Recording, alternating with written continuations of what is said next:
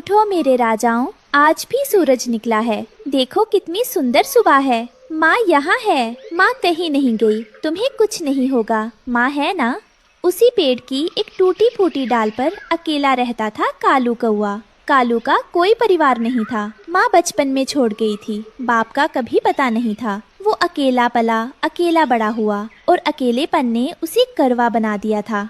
सो जा मेरे लाल, सो जा, माँ की गोदी में छाँव में सो जा। आंखें बंद कर सपने ले जा, दुनिया की फिक्र नहीं, माँ है यहाँ। किसने सुनाई होगी मुझे लोरी? किसने सहलाया होगा मुझे रात को? शायद किसी ने नहीं। एक दिन सुबह रानो दाना लाने गई। लौटते वक्त उसकी चोंच में इतने दाने थे कि वो ठीक से उड़ नहीं पा रही थी। डाल पर उतरते वक्त वो लड़खड़ाई और सारे दाने नीचे गिर गए। ओह नहीं, इतनी मेहनत से लाई थी और अब अंडे भी अकेले हैं, ऊपर जाऊं भी तो कैसे।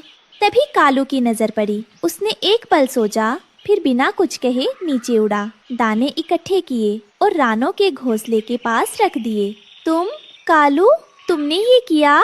दाने पड़े थे, मैंने रख दिए, कोई बड़ी बात नहीं। शुक्रिया कालू। शुक्रिया मत करो, मुझे पसंद नहीं। उस दिन के बाद से कालू बहाने बहाने से रानो के घोंसले के पास आने लगा। कभी हवा तेज होती तो अंडों को ठंड से बचाता, कभी रानो थकी हो तो दाना लाता, कभी बस पास बैठ जाता चुपचाप। कालू, तुम्हारा परिवार कहाँ है? नहीं है, माँ बचपन में चली गई। बाप का पता नहीं था कभी। अकेला पला, अकेले ही रहा। कालू, अकेलापन कभी दोस्त नहीं होता। वो बस इतना लंबे समय तक रहता है कि हम उसे दोस्त समझ लेते हैं। मेरे पति भी नहीं हैं, तूफान में खो गए, पर मैं अकेली नहीं हूँ क्योंकि मेरे 3 बच्चे आने वाले हैं और जब वो आएंगे तो मैं उनके लिए माँ भी होंगी, बाप भी। तुम बहुत हिम्मत वाली हो रानो। धीरे धीरे कालू उस घोंसले का हिस्सा बनता गया। रानो ने एक दिन कह दिया, कालू, तुम्हारी वो टूटी डाल पर क्यों रहते हो? यहाँ इस डाल के दूसरे हिस्से पर जगह है, रहो यहीं पास में। रानो, अगर मैं पास रहूंगा तो लोग बातें करेंगे। लोग हमेशा बातें करते हैं, पर जब रात को ठंड लगती है तो लोग नहीं आते। जो पास होता है वही आता है, रहो यहाँ। एक रात रानो जाग गई। उसने देखा कालू अपनी डाल पर बैठा है, पर सो नहीं रहा, बस अंधेरे को देख रहा था। कालू, क्या सोच रहे हो? रानो, जब तुम्हारे बच्चे आएंगे और बड़े होंगे और तुमसे पूछेंगे कि माँ, वो काला कौवा कौन है, तो तुम क्या कहोगी? सच कहूंगी, यही कि वो कालू है, जो अकेला था, जिसका कोई नहीं था, पर जिसने हमारे घर को अपना घर माना, जिसने बिन मांगे मदद की, जो हमारे परिवार का हिस्सा है। परिवार? हाँ कालू, परिवार, खून से नहीं, दिल से। कालू कुछ नहीं बोला, पर उस रात पहली बार वो गहरी नींद सोया। 3 हफ्ते बाद एक सुबह घोंसले से हल्की हल्की आवाजें आने लगी। टक टक टक। कालू, कालू, जल्दी आओ, अंडे फूट रहे हैं। दोनों घोंसले के पास बैठ गए, सांस रोककर। टक टक और फिर ची ची। मेरा बच्चा, मेरा पहला बच्चा। फिर दूसरा, फिर तीसरा। तीनों बाहर आ गए, छोटे, मुलायम, कांपते हुए। रानो, ये तो बहुत प्यारे हैं। हाँ, और ये तुम्हारे भी हैं। रानो ने तीनों के नाम रखे। पहला कुकू, अपने पति की याद में। दूसरा शांत बच्चा मुन्नू और तीसरी चंचल बच्ची गुड़िया। कुकू, मुन्नू, गुड़िया, तुम तीनों मेरी दुनिया हो और आज से तुम्हारे साथ है माँ और कालू चाचा। जी, कालू चाचा?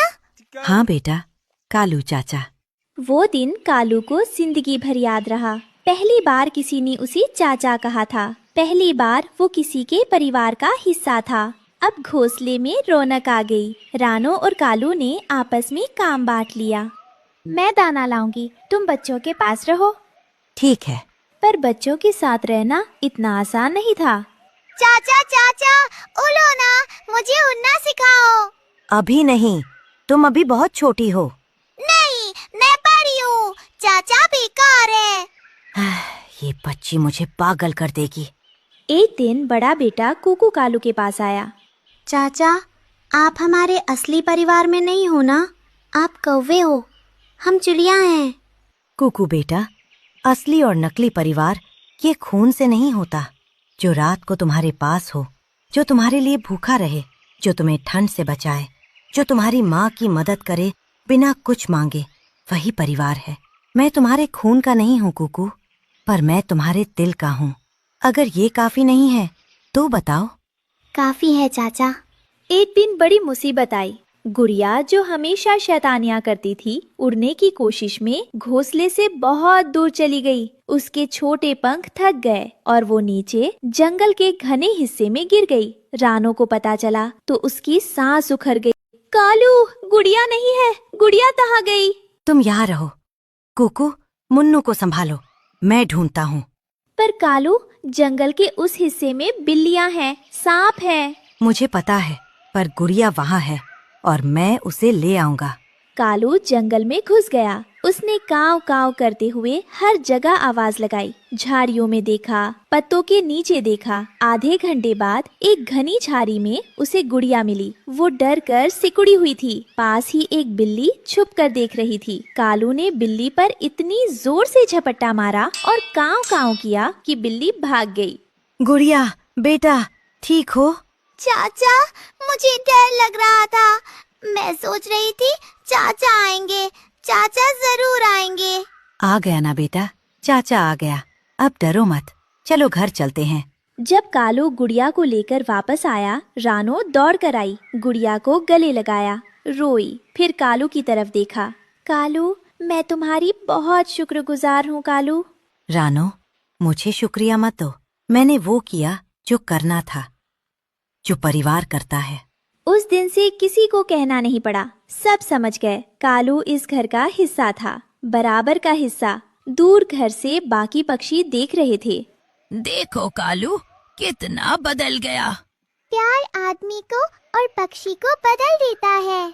हफ्ते गुजरे, बच्चे बड़े होने लगे। उड़ना सीखने का वक्त आ गया। रानो ने सबको एक लाइन में खड़ा किया। आज तुम तीनों पहली बार असली उड़ान भरोगे। डरना नहीं, माँ नीचे है, चाचा नीचे है। मैं पहले जाऊंगा। कुकू ने पंख फैलाए और उड़ा। थोड़ा डगमगाया पर उड़ा। माँ, माँ, मैं उड़ रहा हूँ। शाबाश बेटा, शाबाश। फिर मुन्नू उड़ा, शांति से, धीरे धीरे पर सुंदर तरीके से। और फिर गुड़िया, उसने आंखें बंद की, गहरी सांस ली। चाचा, देखो मुझे, मैं उड़ रही हूँ, मैं उड़ रही हूँ। उस दिन शाम को जब सूरज ढल रहा था, पूरा परिवार बरगद की डाल पर बैठा था। रानो, कालू, कुकू, मुन्नू और गुड़िया। चाचा, क्या हम हमेशा साथ रहेंगे? हमेशा। चाचा, आपको कभी अकेलापन नहीं लगेगा अब? कुकू बेटा, पहले रात बहुत लंबी लगती थी, अंधेरा डराता था। पर अब जब तुम तीनों हो, जब तुम्हारी माँ है, तो रात छोटी, सुबह जल्दी आती है और अंधेरा डराता नहीं। परिवार होता है ना, तो अंधेरा भी रोशन लगता है। रानो ने वही लोरी गाई जो वो अंडों को सुनाती थी। सो जा मेरे लाल, सो जा, माँ की गोदी में, छाँव में सो जा।